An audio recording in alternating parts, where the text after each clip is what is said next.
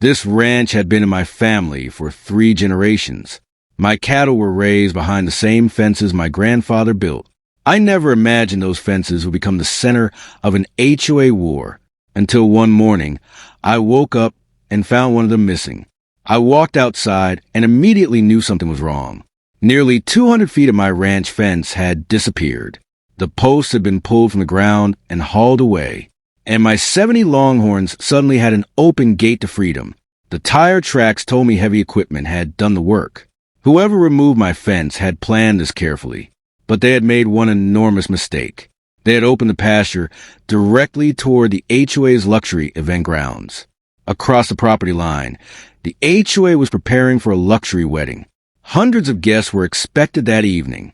Victoria Hayes stood in the middle of the decorations, giving orders. She clearly believed my ranch was no longer her problem. I walked straight over and asked Victoria who removed my fence. She didn't even look surprised. "We needed the space for tonight's wedding," she said. That was when I realized they had intentionally opened my pasture. I showed her the property survey, proving the fence was mine. Victoria simply shrugged and said the wedding had already been approved. I warned her that my cattle could enter the event grounds.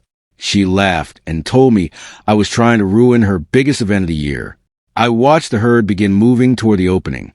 70 Longhorns were heading exactly where I feared they would.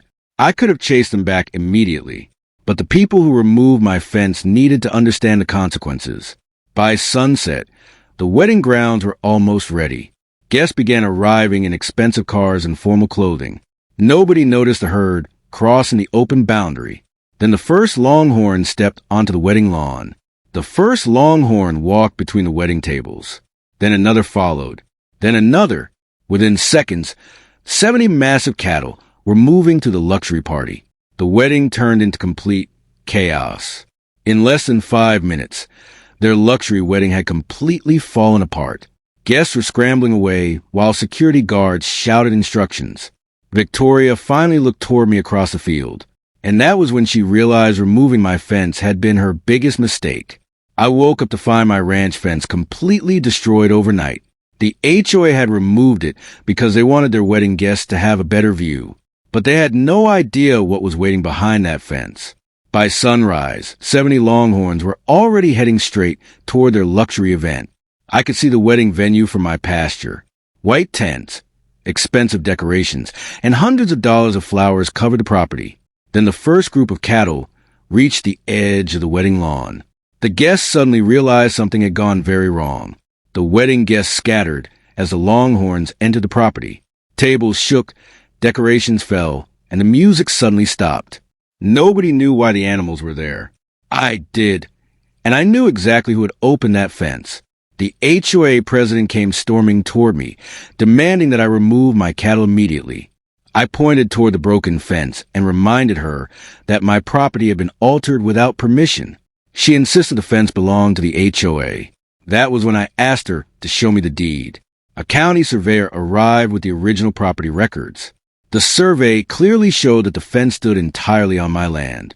The HOA had crossed my boundary and removed a working livestock barrier. Suddenly, their argument became much harder to defend. The county officials documented every broken post and every section of fence that had been removed. The HOA president still claimed it was just a minor landscaping decision. But livestock fences are not decorations when you run a working ranch. They are what keeps animals and expensive problems where they belong.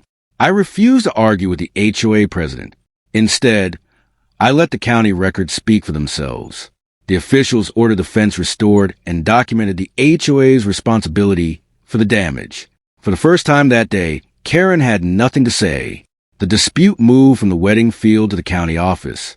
Photographs showed the exact condition of my fence before and after the HOA removed it. The survey confirmed the land was mine, and the repair costs were now part of the official record.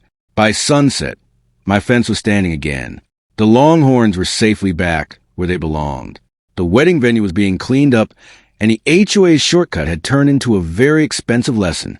They had tried to save money by removing my fence, and ended up paying for the consequences. The HOA thought they could remove one fence and control my ranch. Instead, they learned that property rights come with boundaries and consequences. I rebuilt the fence stronger than before and kept every document they tried to ignore. And from that day forward, they thought twice before touching my land.